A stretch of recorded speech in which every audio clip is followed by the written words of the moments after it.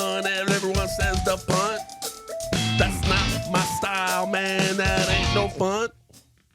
Let's talk football. Let's talk football. Let's talk football. With Coach Val. Said, hut. Welcome, everyone, and thank you for tuning in to Let's Talk Football with Coach Val. I'm your host, Gil Valtierra, the voice of Calaveras football. This episode is a Where Are They Now episode, where we track down a former Calaveras High School football player and see how they're doing and what's going on in their lives. Today in the studio, our special guest is former Calaveras High offensive lineman, Mr. Caleb Steffes.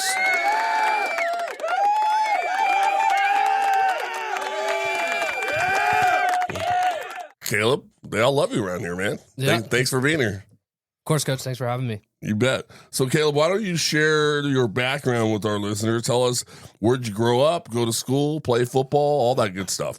Well, I moved here to Valley Springs around third grade and been playing football ever since. I think I missed maybe 1 year in Pop Warner. Okay. And then played football ever since, all 4 years of high school. Spent most of my time playing football as a lineman. Offensive and defensive lineman? Yeah, I played both sides of the ball. Okay. Even when you were in Pop Warner, you played on the line?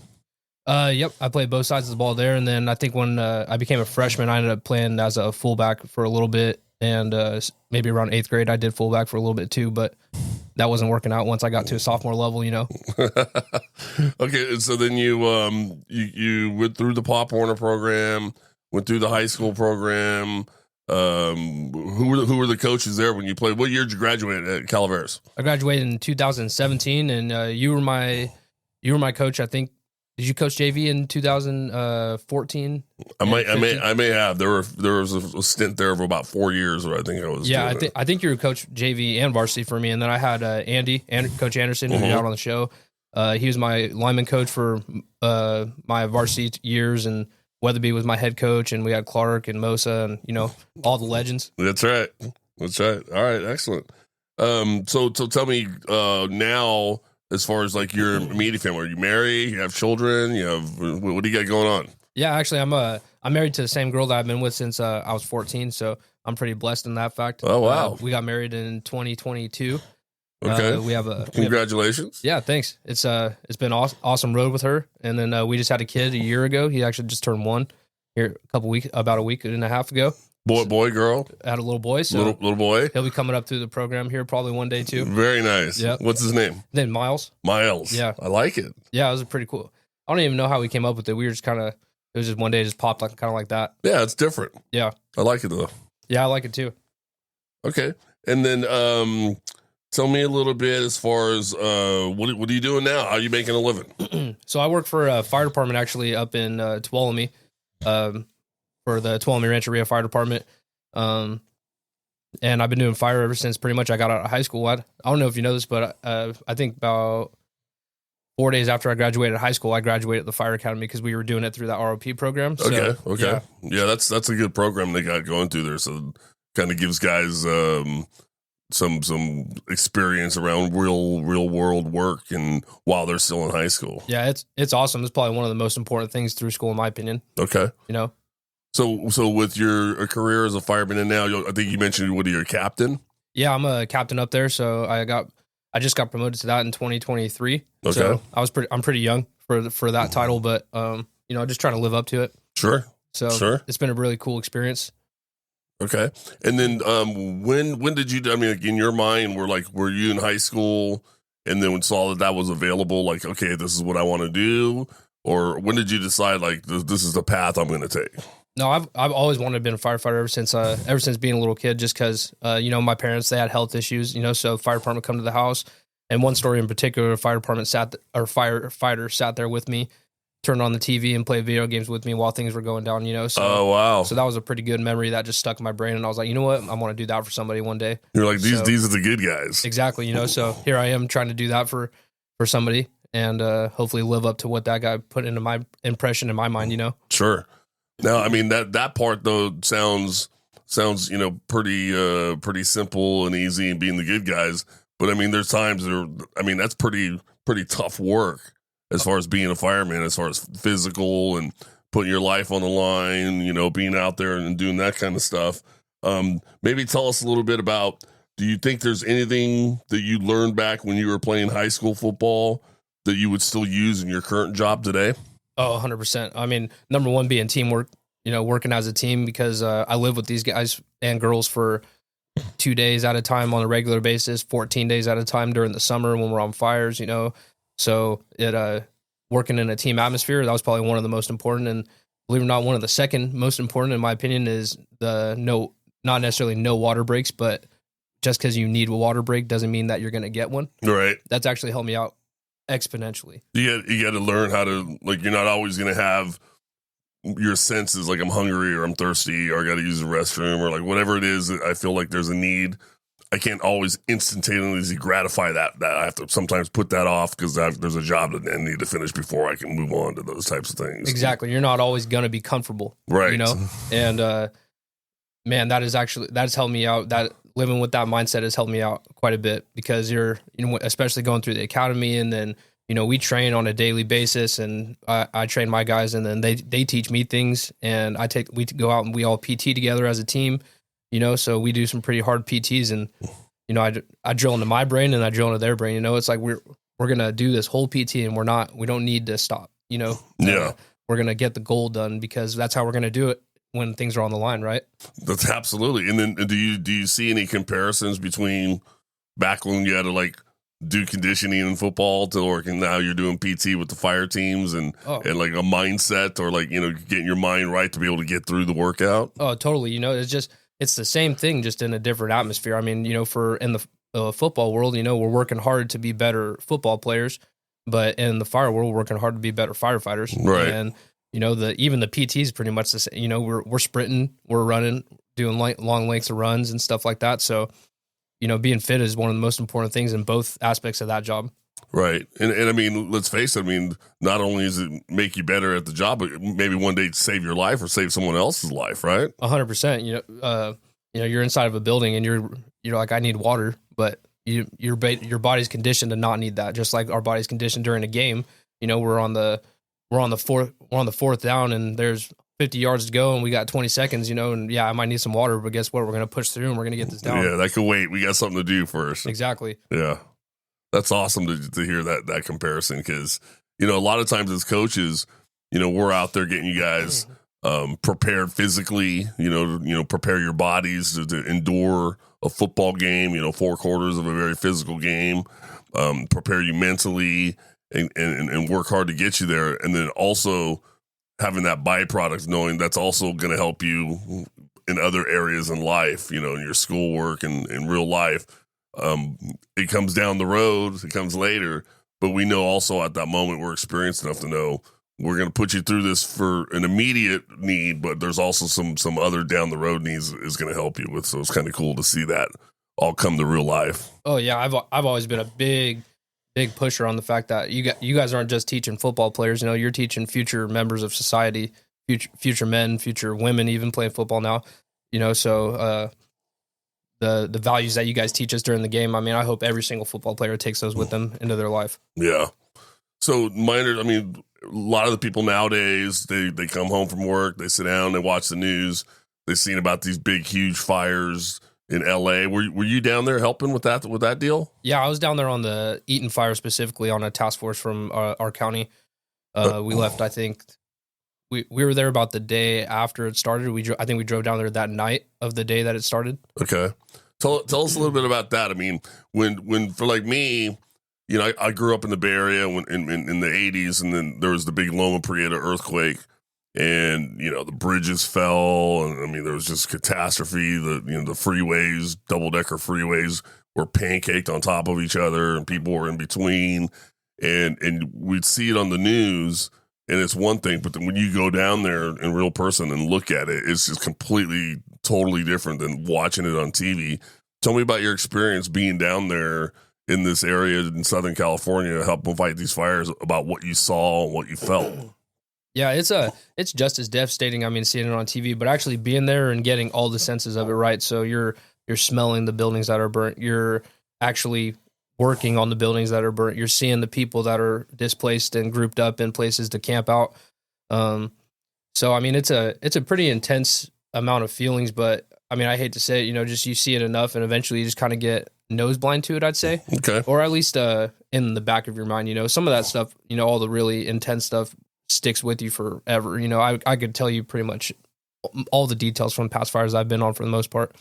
But yeah, it was devastating down there. I mean, it was whole neighborhoods knocked down, or there was every other house that was knocked down, which is crazy to think about. Yeah, I mean, that just seems odd, right? Just every other house. How does that happen? Yeah, I mean, it really what it comes down to is, I mean, in this case scenario, I think it was just luck. I mean, it wasn't because somebody had pine needles in their gutters and stuff like that, Right. It just so happened that the wind was pushing one certain way, and it pushed the ember just onto this building next to it instead of the one that was on the other side, Right. It's pretty crazy. And then just thinking about the neighbors that have to come home to that, they see their neighbor's house still standing, but theirs isn't. I mean, just try and put ourselves into their shoes and be respectful of everything, carry ourselves professionally. Yeah. So, I mean, from what I'd heard on the news and when I was watching it, it was like major, big time high winds is what was caused. When you were down there helping fight this stuff, what did you see around that area as far as the winds go? I think we got there as soon as all the wind event was kind of dying down because we have a lot of other firefighter friends that work for different departments, and one of the guys sent me a video. He was on top of a mountain up there, and I mean, their engine was just tilting. It was getting hammered by the wind. Wow! But when we got down there, it wasn't as bad, and the fire had already crested the mountain, and it was kind of backing down the backside of it. So, I think that kind of helped along with the wind dying down. I hate to say it, I kind of wish I got to experience it because that, from what they were saying, it was a pretty gnarly event. Right. So, it seems to me like it'd be pretty difficult. Like if you always see on the news when these big fires happen, that there's, firefightings and teams that come from lots of different areas, right? And they all come and help, which is great. But it's got to be kind of a logistical nightmare to have to strategize. Like, how does all of a sudden, one or two fire teams that were fighting a fire say, oh yeah, now we have like 8 other teams coming in. Logistically, how does that work, and how does everybody coordinate with each other, and then all of a sudden, be where they're all working efficiently to come and fight this thing? Luckily California has it down pretty well. So in this case, it was unfortunately they had a lot of practice. Right, exactly. They've had a lot of practice. So what happens is their teams, IC teams, right? Whether it's Cal Fire, whether it's the Forest Service, whether it's LA County. In this case, it was a bunch of different ones because it was LA County, LA Sheriff's Office, the Forest Service, Cal Fire. I mean, so what they do is they go and set up a camp, and they have a whole team that that are designated for each job. And so they show up, everybody starts getting it out, and then they start ordering the resources. And as the resources show up, they pass them down. They pass them down to the operations divvies them out. But I mean, I got to imagine that it doesn't run as smoothly as we feel it on our end. That sometimes it's a lot of hurry up and wait. They order an immediate need and strike team, and then we kind of got to wait around for a little bit before they get us a job just because they're catching up with the amount of people that they ordered.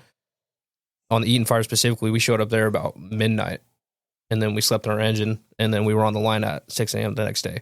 Gotcha. It's a lot of work. Yeah, and I'm not even lying. I mean, football was a big preparer for things like that. Right. Because it's just, and you guys as coaches, just drilling, it's just like, just get it done. Just get it done. You just keep saying that to yourself, and eventually you're going to get it done. You'll get a break, Right. But you'll get there. You'll get there. Just not yet. Yeah, exactly. It's all about the journey to get there, and we're all pretty pumped up to get down there and help out anyways. So there's a lot of adrenaline running through you. Right. So that leads me to my next question around, football helping out in life. I played it when I was young, and I'm a firm believer, and it's, the greatest team sport ever, and the best sport ever as far as, teaching life skills.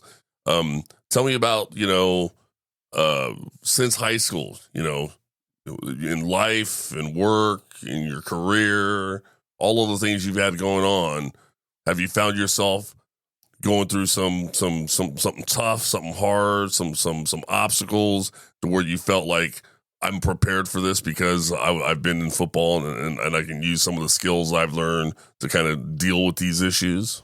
Yeah, 100%. I mean, in football, I mean, there's so many different things that you got to think on your toes, right? There's plays, but there's some things that just don't turn out the way that you're even the coaches are planning for it, and you got to make that adjustment, right? You throw an audible or something like that. Just this year, I was on a fire down in Kern County, and things were definitely not going my way, and our engine happened to stall out a little bit, and the fire behavior got pretty intense, and it just had to use one of those turntables, to where you just kind of think on your toes and make it happen.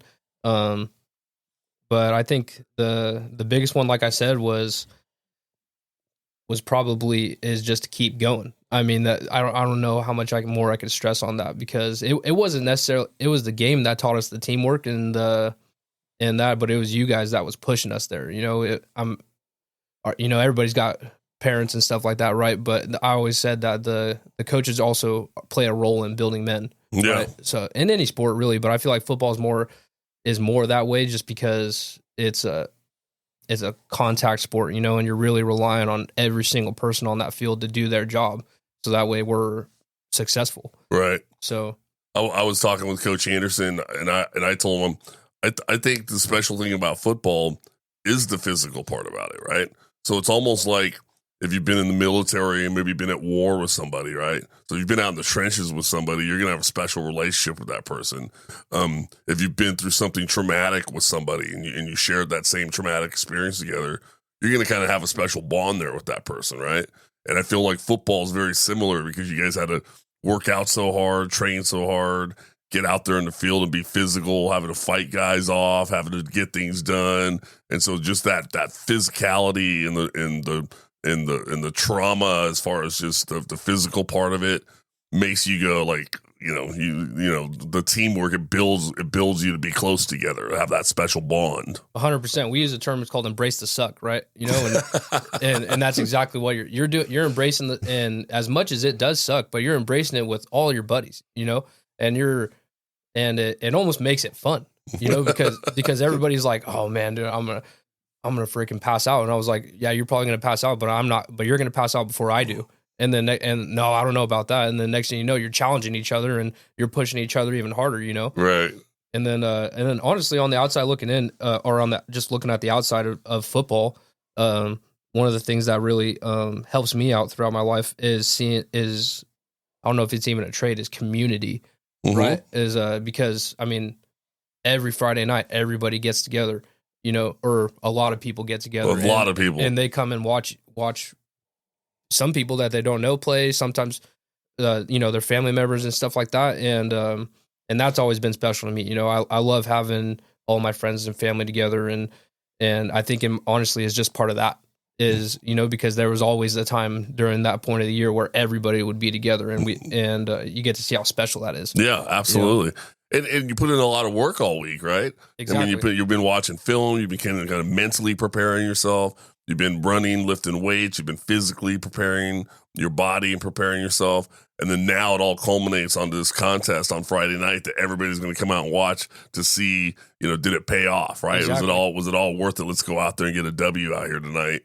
And so just having all of that be the dynamic is so much fun. And then on top of that, whatever happens, win or lose, we're going to hit the reset button, and we're going to do it all over again the following week and just keep it pushing and keep going. Exactly. You're training, right? And so that's where it carries over to my career, is that I always tell my crew, it doesn't matter, if we haven't ran a fire in a month, right? But we're training on that, because when it does happen, we won't lose, right? We're going to be trained the best we can to make sure we make it happen. Yeah, and not even just fire, vehicle accidents, medical calls, we're training for all those things.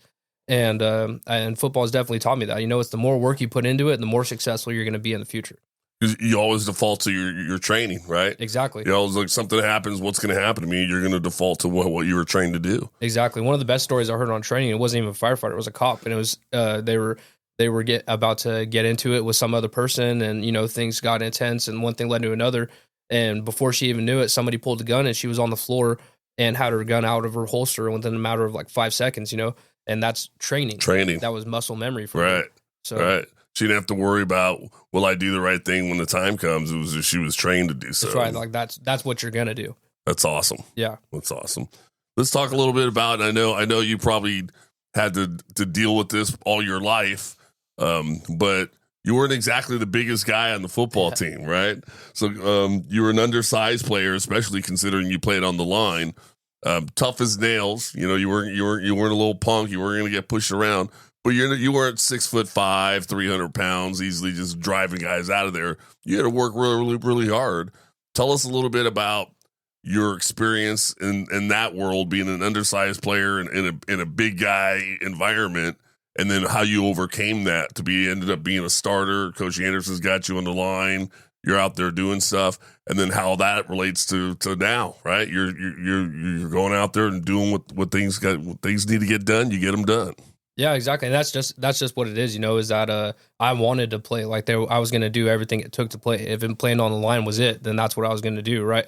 And apparently Anderson saw that's where my skills would be utilized, right? So it was a challenge in a different sense because it was more the weight part aspect that I felt like I kind of messed me up a little bit rather than the height part of it. For people that don't know me and are listening, I'm like 5'4" on a good day, 5'5" on a good day. But also I had the leverage on them, and the big boys, I had a quickness on them. So right. It was, but where it was the weight aspect that really threw me off, and how that kind of held me out is I just wanted to be better than them. I wasn't going to make excuses for myself on why I couldn't do that. Right. And especially being height, something that I can't change, but what can I change? I can change my strength. I can change my skill set. So, Anderson really pushed me, and, I trained, and it made that has set me up for life. Yeah, but you also intrinsically in yourself, you had to want it. You had to want to do it, right? You could have known, like, I have to get stronger. I have to do this stuff, and I'm going to have to go through all of these things. Do I really want to do this, right? So it all started with you inside saying, I want this, 100%. And I want to put in the work. Yeah, and I could have easily, Anderson asked me to. He didn't even make me go on the line. He asked me if I wanted to play the line because I was I played fullback a little bit in my freshman year, and I came to my sophomore year and went to go train with the fullbacks. And Anderson asked me if I wanted to go to the line, and I did because I felt like I was going to get more time on that side of things. But I could have easily just been like, you know what, this is too hard, and just went back to the fullbacks and maybe been a third string fullback or something like that. But that wasn't going to get me anywhere. Did he just ask you, or was there like a little bit of persuasion? I'm sure there was. I can't remember exactly. I guarantee there was some persuasion. Coach Anderson's pretty good at, like, showing up with double cheeseburgers in a bag. Yeah, exactly. Telling you how chicks love the big boys. Yeah. And I honestly think what really got me is he gave me the speech about how the line is like the Iron Curtain, And so that got me fired up. Honestly, I was like, you know what, dude? If it means that I get to play more and I get to learn a different set of skills, why not? So internally, I had to have that want, and everybody else on the field too. But just being smaller than everybody, I had to have a bigger heart than all of them. Yeah. Okay. So 5'4", what were you weighing in high school? I was only about 185, I think. Okay, so 5'4", 185. Yeah. And you're going up against guys that are easily, 240 and above. Yep. And they're trying to move you around. Tell us about having to deal with that as far as getting stronger. What'd you work on as far as helping with leverage, all that good stuff? Tell us about that. So I did a lot of parachute drills, with getting off the line with the parachute behind me and doing quick sprints. I did a lot of sleds just because getting that leg power was the most important thing of it, a lot of squats. And I never got caught up to John Kelly on the bench and squats, but but I was working that way. So everybody was always trying to catch up to John Kelly. Yeah, I mean, he's an animal. So, but Anderson helped me with some good techniques on getting leverage on guys that are bigger than me. And I think the only time that I've ever really gotten a good butt chewing from Anderson was I learned this. I saw this spin move on the internet, and I started using that a lot, and I kept doing it to where it was just like a habit. And Anderson grabbed me by my pads one time, and he was like, "You need to stop doing that." It was working, but it wasn't always working, and I kept on trying to do it. And one of the times that he actually chewed me out for is because I spun out of my, this is D line now. I spun out of my gap, but right. It's the same thing, being O line was D line wasn't as difficult as O line because if I was quicker off the ball than them, then it was game on from there. But O line, it was different because I'm pretty much stagnant, right? I'm not advancing towards them, right? Or you are a little bit, but you're not running at them. So they're running at you with good momentum. So that was where I really had to plant my legs and try and revert to my training and rely on the guy next to me, because if they seen that I was struggling a little bit, they could put their hands on the pads for me. Yeah. We Coach Anderson and I talked a little bit about that. We had an episode on defensive linemen, and we talked about, stunting or stemming on the line and moving around and advantages, disadvantages. And one of the disadvantages, you find yourself out of the gap you were supposed to be in. Exactly. And sure enough, it's like you spin yourself out of there. And if of all plays, it's going to be that play they run right into the gap to where you were supposed to be, right? Right, and it feels like that's what they're hoping for. You're like, oh, that was intentional. Yeah, 8 plays never happened, but on the one play I spin, they go and do it, run it right there. Exactly, and so that's exactly what happened to me, and he chewed me out for that. But that's part of the game. Getting chewed out by your coaches. If you haven't been chewed out by your coaches, you're not trying hard enough. That is one of the best character developments. I don't know if you remember, but I think it was coming into sophomore year. There was a big party at the high school, and I got caught on camera being there. Yes, I do. And you had me running laps and doing big threes all day long. The entire practice. So yes. I don't know how. You weren't the only one. There were a couple other kids, too. No, there was definitely a couple other kids. But, so embrace the suck together, right? You know what? You took it in stride. You took it. You did what you had to do. You understand you made a mistake. You understood. You paid the consequence for it. I commend you for manning up and admitting I was there and I participated in it, even though I had you on camera. Right. But I know. Come on. I've been around a long time. I know there was more guys there participating than the ones who actually admitted that they were there. Oh yeah. But I wanted to see who was man enough to step up, and you were one of them. So I commend you for that. Yeah, and this is where you guys come in, to take an authority from somebody that's not your parents, and owning up to when you're wrong and making that right when you have done wrong. Coaches are so important, and man, I mean, that was a good day. I think I probably lost like 5 pounds after that. I remember someone that had asked me, he's like, Can you even really do that? I was like, it wasn't on school grounds, and it was like, you're punishing someone. I said, listen, we have what we call a code of conduct. Exactly. You put that jersey on, you put that shirt on, it says Calaveras football, and wherever you go, whether it's the weekend or you're away from campus, you're representing us. I'm representing us. If I went and done something stupid, I'm going to make you guys look bad. So we all have a responsibility to each other, to our school, to our communities. And if we screwed up, we got to pay the consequence for it, right? 100%. And I coached a little bit 2 years ago, and then things got a little hectic for me before I stopped. But,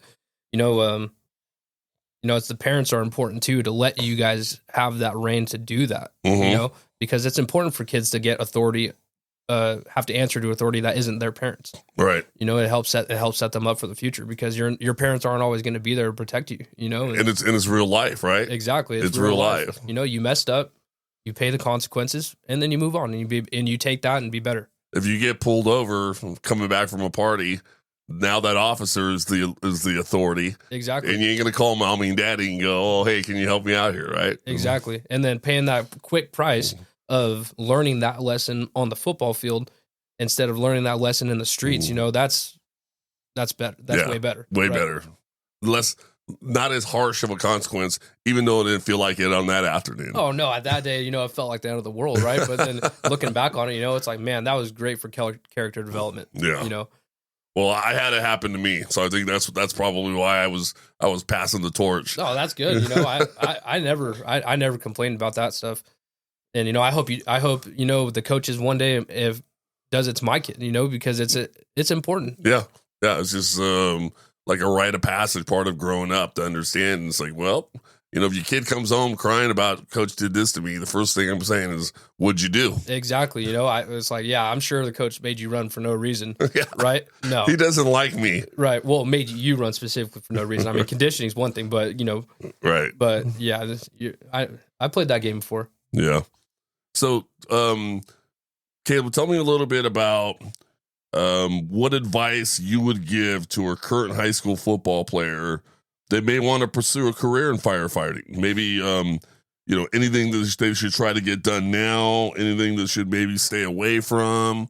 What advice would you give to a young athlete now that's in high school that maybe is thinking about, I think I want to go into firefighting, what advice would you give that person? Number one is learn the lessons that take the lessons that you're learning in high school from your coaches and stuff like that, and hold that with you. Be moldable, be persistent, be on time. Don't just be on time, be early. Be the first one to show up, be the last one to leave. And then actual advice, is go sign up, go volunteer. Volunteer fire departments are struggling to have volunteers nowadays, and I get that financially it's not, but you're in high school. If you can make it happen. And then even when you get out of high school, you can make it happen. Do it on your off days, because volunteering is the number one way of getting into the fire service, in my opinion, because it helps you appreciate the people that do it for free. Right. The people that just do it for the love of their community, and that's not saying that the people that, get paid to do it don't love the community. Right. But it's just a different kind of love. Right. So in my advice, go volunteer. And then from there, go to a college academy. Some volunteer departments will sponsor you through that. Go through the academy, get your EMT, and then Cal Fire's a good starting fire department. And then after that is just keep applying places. Don't give up. You're not going to get hired at the first fire department you apply for, or at least most of the time you don't. Most of the time you're not that lucky. But right. So keep putting in applications, and then every time you walk out of show up to an interview with a suit and a tie on. Shake everybody's hands, do your interview, walk out of the interview, bring a notebook with you, write down all the questions that they asked you in that interview while it's fresh in your mind. And because you're going to get asked that question again later on, and rehearse those, look in the mirror, ask yourself those, train, right? Like you do in football. Repetition, run it again. Repetitions, run it again, record yourself, and eventually you're going to be a great at interviewing.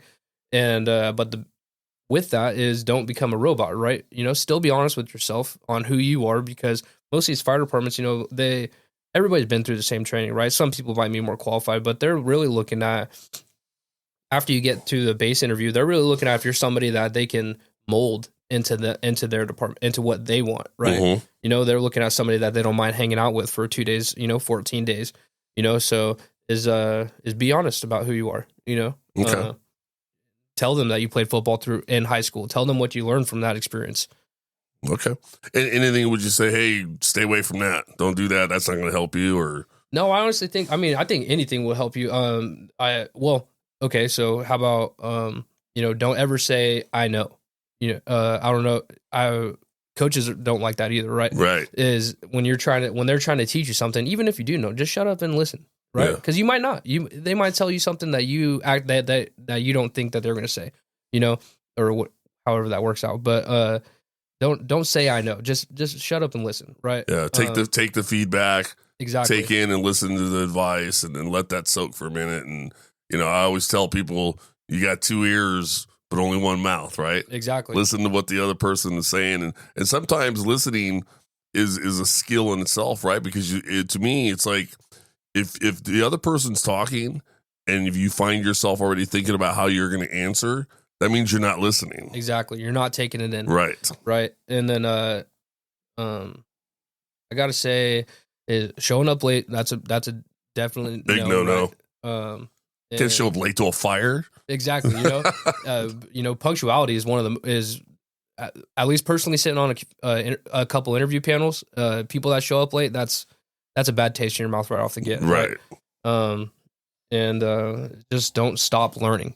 Always be learning something, because there's so many things that you have a whole life's worth of being able to learn in the fire service, because things are always changing. Right. And to me, I always tell people I'm in the financial world, right? So this is what I do for a living.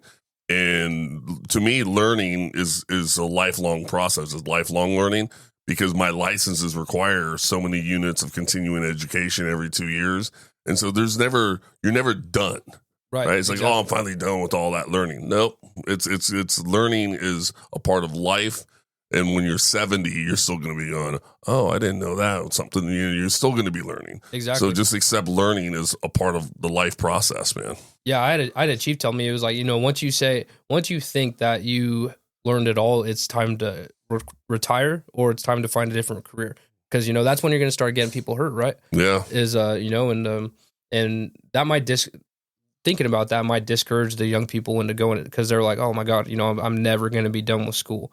You know, but that's another thing to just don't do is don't ever get discouraged from anything. You know, you're going to get chewed out by your captains and your chiefs. I've been chewed out by my chief. I got chewed out by my captains, you know? And so grow some thick skin. Exactly. So grow some thick skin. Like I laugh about it now, but I had a captain when I was a firefighter, and there was a foot pedal on the back of the engine that flipped down so you can get up on the top. And I kept leaving it down. And he was like, dude, you leave that thing down one more time, I swear you are not going to be happy. And I was like, all right. Yes, sir. And next thing you know, I left the foot pedal down again. It just wasn't something I was used to having to put back up. And what did he make me do? He made me sit there for, I think, about an hour and a half, putting up that foot pedal and setting it back down, putting it up, putting it back down. Right. And I'll tell you what, I never left that foot pedal down again, you know, and that might discourage people, you know, especially kids that don't have that thick skin, you know, and it's just, that's what you got to have it. Right. Right. Makes sense. Earlier you mentioned EMT. So that's all the medical stuff, right? Yep. So would it be advisable for maybe making sure they take classes around that, like biology and science and all the stuff that's around medical stuff? Oh yeah. Yeah. I was not a great student when I was doing that. I wish I paid attention more, but now I've supplemented that. So I did my EMT, and then now I've done like anatomy and just like little online courses, right? Because knowing things about the body of it may not even necessarily pertain, because EMTs don't really have that big of a scope. I mean, we could take blood sugars and, you know, wrap bandage wounds and do stuff like that, but we're not pushing medications and stuff like that on people. But I mean, knowing the anatomy of a person for a broken arm is really going to help you patch that broken arm or a cut or anything like that, right? Sure. So I mean, it's not required, but any learning is good, right? Good supplementation. Yeah, I mean, it's just understanding like this. If I'm going to pursue one thing, what does that one thing entail, and maybe do a little back work behind that might help me once I get going in it. Exactly, going the extra mile, right? You know, doing those extra 10 reps on the sleds. You know, when everybody's leaving the field, right? That's right, and it's always going to help you get better. You know, and if you want to stand out, that's what you need to do. You need to do. I took an Excel course before I got promoted to a captain, so that way I could say that I knew how to use it. Right. You know? So it's like there's no worthless knowledge. No. You know? It's all going to help you somewhere down the road there. Right. Yeah. That's awesome. Let's talk a little bit about all the years you played football. You played in Pop Warner, you mentioned earlier, played through all high school. What would you say is your favorite football memory? Oh man, I mean, they're all great. I think this one is one of the funniest ones is and it pertains to one of our coaches. I don't know if I'm allowed to say his name. Yeah, go ahead. Are you sure? Yeah. All right, it's Anderson. Okay. And we had a guy that for some reason his dad brought him a Subway sandwich during practice. And brought the player a sandwich? Yeah. Okay. Yeah, when we were right in the middle of doing off the line drills, you know, EDDs, and like practice barely started, and the player actually left the field and went and grabbed the sandwich, took a bite of it and set it down and walked back over to EDDs. And Anderson was like, "You fat," you know. He's like, "What the hell are you doing?" You know. And man, that's one of my favorite. And I tell the story about running the big threes all the time, you know, right? Like whenever the firefighters, they start feeling bad about themselves, and I'm like, you know what, dude, you messed up, and check it, and then, you know, you try and make them feel better, and you tell stories like that, you know. So that was it a foot long? Yeah, yeah. It was a big sandwich, and I was like, "What the heck are you doing, man?" Who brings a big foot long sandwich to practice? Had it delivered, you know. Had it delivered, right? You know, and I was like, "Man, he must not have eaten lunch or something," because I would never do that in front of Anderson. You know, Anderson, he's, you know, he'll let you know. Right. I couldn't even, like, football's, you're doing a lot of running, a lot of hitting. I couldn't have stuff on my stomach having to go through all of that. No, and God forbid everybody was screwing up all day and you had to run more. Right. Than your just regular condition. You know, I'd be puking all over the place. Yeah. That's funny. I can't even imagine just doing that. That's crazy. All right. So you had a foot long Subway delivered to practice right in front of Coach Anderson. Yeah. Yeah. And then the last game that you ever play, that's always a good story, you know, because everybody knows it's the last game that they're going to play. So we all huddle up, you know, and we have a chat, and you know, that's not really a story. That's just something to remember, you know, really feel. Yeah. Yeah. Okay. So, Caleb, knowing hindsight is 2020, of course, what would today's Caleb tell the high school player, Caleb, back in the day? Number one would be don't go to that party. Or don't get caught on video going to that party. I always would tell my daughters, you guys think you're so smart running around your phones, posting every single thing you're doing, but you don't realize how dumb that really is. Yeah. And then number two, I think would honestly be just work harder at an earlier age, because like growing up, playing football was just it was just something that I did, right? I loved it, but it was just something I did, and I wish I would have taken it more serious earlier on, so that way I could have been better, and I'm not saying that was bad, but just I could have always been better, Yeah.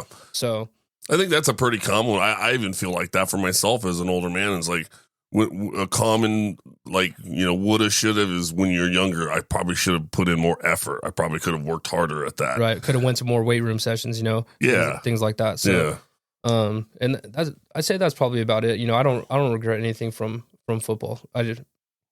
I regret not being able to play it longer, Right. It's it happens to all of us. We play as long as we can until we can't play no more. And then after that, we go to work, start a family. Maybe some of us get into coaching. And then even then you coach for a long time. And after a while you start to go, I don't know how long I'm going to do this. And, but I'll tell you what, I loved playing it. I loved coaching it. I love everything about the game. I love the camaraderie with other coaches and the community, building relationships with players like yourself, and then, seeing how great they end up years later after they've graduated and starting family and starting their careers. Always puts a smile on my face when I see stuff like that. Really appreciate you coming in here and doing this today. Yeah, I had a great time. I'm having a great time. Tell me, what's the best advice you've ever got from a coach? Oh, man. I mean, I don't think I can remember anything from just specifically, but yeah. Don't eat yellow snow. Yeah, exactly. Right. And I guarantee I've been told is, I don't even know if this counts as advice, but I remember specifically in my junior year, we were getting, I forget who we were preparing for. I think it was Sonora, and that's always a big game, right? Playing Sonora. So we were getting down, and I remember all of us were smoked. We hadn't drank water yet. And I remember a couple people, they kept, trying to whisper, they're like, we need water. We need water. We need water. And I think one of the I forget who specifically it was. I think it might have been Clark or it might have been Connor. But they're like, who said that? And everybody went silent, right? And then it just kind of went on the spiel about how water is not the most important thing right now, right? Is getting through this is, right? And they're like, are you going to drink water when you're exactly what I told you on the fourth down with 50 yards left to go and 10 seconds left on the clock? Yeah. So, I mean, I don't know if that counts as advice, but that's always stuck with me. Well, I mean, I think it is advice because, I mean, he's kind of indirectly teaching you, again, that, what you feel like I absolutely have to have right now. Do you absolutely have to have it right now? Exactly. Or can you push your body? Can you push your limits farther to get it done? Right. So that's always been my favorite. How about sharing with us, like, any personal triumph or setback that has significantly impacted you? Anything that really good happened or setback where you got, man, and it's like really impacted you, and you think, well, around football where you go, what's a good thing? I'm kind of equipped to deal with this, or. I mean, I've been blessed, is me and my family, we've done great ever since we got out. A personal triumph is, me and my girlfriend at the time, we bought a house when we were 20. Nice. And then we got married, and then we had a kid, so those are all personal triumphs that, I go by, right? And then, I got my job, and luckily I've been pretty successful in that. I got promoted at a really young age, and, those are all personal triumphs that I feel like exactly what we've talked about throughout this podcast is, that mindset of not giving up and pushing harder, right? And, maybe you don't go to the party this weekend, maybe you go work, right. And, maybe go make some extra money. People complain all the time about how things aren't affordable. You can't do this. And it's like, well, push yourself. Right. And, so personal triumphs, that's what I got, and, man, at 20 years old buying a house, I mean, that's a huge triumph. I mean, I think back when I was 20 and I'm like, how can we get a fake ID? Right. It's like just right. And, I mean, I'm not saying I didn't have those thoughts either, it's just, it was just pushing yourself. Right. Is what it comes back to. How has playing football shaped your understanding of what teamwork really is? It's proven to me that it's not even teamwork. Like it's family work, because it's like, your team, but your family, and you bet. And that's really what it's changed for me, is that you're not relying on your buddy next to you. This is your brother that's next to you, and throughout life too. If any of my old football buddies, and I actually talked to most of them, right? But if anybody I didn't talk to all the time, hit me up and they needed something, it's like, we had that bond that, one day, and that's always going to be with us. I'd help them in a heartbeat. So. That's awesome. That's awesome. I think this next question really hits me around just like being part of the training around football and around, and I think it's especially important with what you do when you're surrounded by chaos. How do you maintain your focus and your composure? I've thought about that a lot, because like having a kid, things are chaotic now, right?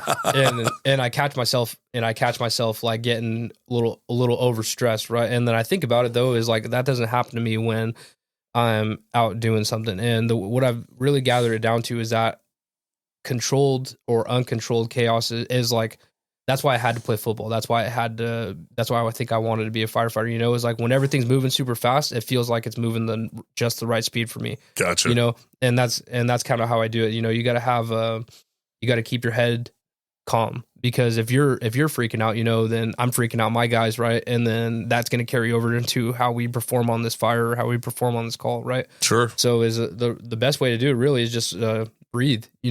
I have a rule, especially when we pull up on a fire, is like everybody takes 1 second, and blink, and then you get to work, right? Nice. Gather yourself, don't jump out of the engine, because if you just start jumping out, you're going to trip and you're going to fall, or you're going to do something weird, right? Right. So it's like, just take that 1 second to dial it all in and then go perform. Gotcha. I like that.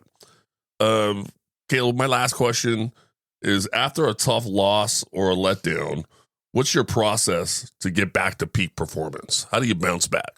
Winning is great, but losing, I feel like you learn a lot about yourself and a lot about your people. I don't know how you feel about that as a coach that's coached for a long time. Yep. You learn a lot about your players probably, and that's how you handle losing. It's easy to win. It's easy to win. You got to work hard, right? But when you lose, that's when you got to really evaluate yourself. And, I think the only process to doing it is just taking it as we didn't try hard enough, right? And we need to try harder now. Right. That's the only way to look at it is like, what you might say that you tried hard enough, you might have done everything you can, but I guarantee there was something a little bit else that you could have done. Push yourself a little bit harder to not lose. So, I think that's the only way you bounce back, is by just settling down with that idea. It's like, all right, now let's try harder.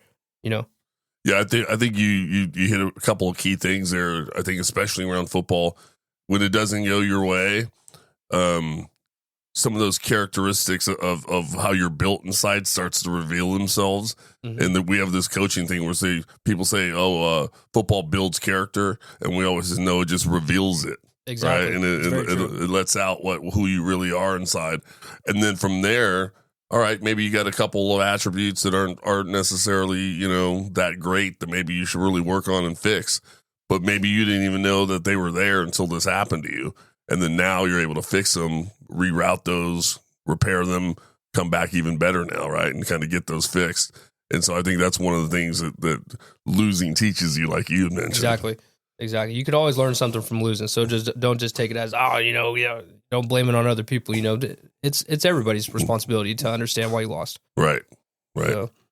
Well, hey, that's all I got. I mean, we're about out of time. Any other last comments or anything you want to share with all the listeners out there in Calaveras land about your experience with football out here? No, I just thanks for having me. This was a great time. And for the people that do know me, if you are interested in trying to become a firefighter, you feel free to ask me questions anytime. You bet. It's a great career to have. You bet. And I think we have a few ex-players. I think Tanner Josies is out there. Yeah. And a few ex-players that are doing it. I think Bird's a paramedic now. Oh, that's great. Yeah. Which one? Kyle, I think. Okay. Yeah. Okay. So, I mean, it seems to be a pretty common thing to do, football players, right? They go into these high impact careers. Right. So well, and we've got Coach Brock, who's helped at the Pop Warner. Matt Brock, who's been on the pod, and he's a fireman out in San Jose. Yep. And so, I mean, lots of, and he played football. So you're right. A lot of ex-football guys go into that. And so if you're out there listening, you're a Calaveras football player, hit up Caleb Steffes or hit me up. I'll get you guys connected. Any other things, Caleb? No, man. Thanks for having me. You bet. I really appreciate you spending the time to come out here and do this. Folks, that's it for today. I want to thank all of you out there for listening. Thanks to Caleb Steffes for taking the time out of his busy schedule to come out to the studio and speak with all of us. If you're enjoying the podcast, be sure to follow us on Instagram or Facebook at Let's Talk Football with Coach Val. And you could always shoot us an email at gilbertvaltierra@gmail.com. Until next time, we are out.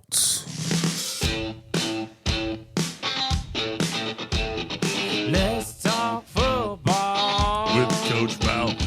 Let's talk football With Coach Val. Let's talk football. Let's talk football With Coach Val. Let's talk football With Coach Val. Let's talk football With Coach Val.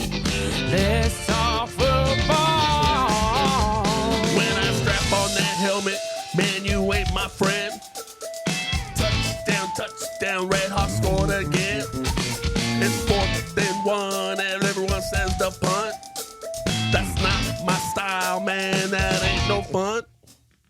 Let's talk football. Let's talk football. Let's talk football. With Coach Val. Said, what?